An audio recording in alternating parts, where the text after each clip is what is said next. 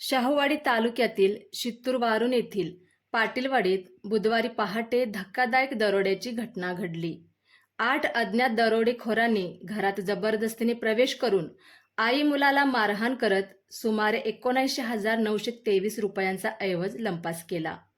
दादासो रामचंद्र पाटील वय 28 यांच्या फिर्यादीनुसार पहाटे 2:15 सुमारास पांढऱ्या रंगाच्या आल्टो व स्विफ्ट कारमधून आलेल्या 8 जणांनी घरात घुसून काठ्या, लोखंडी पंचरपाना व इतर हत्यारांचा धाक दाखवत त्यांना व त्यांच्या आई आनंदी पाटील यांना मारहाण केली।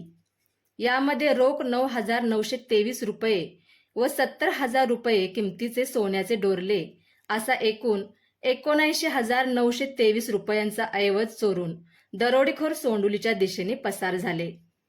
शाहूवाडी पोलीस ठाण्यात गुन्हा दाखल करण्यात आला असून उपनिरीक्षक अतुल सोनूने पुढील तपास करीत आहेत। आज उपविभागीय पोलीस अधिकारी, शाहूवाडी पोलीस ठाण्याचे पोलीस निरीक्षक व फॉरेन्सिक तपास पथकाने घटनास्थळी भेट दिली।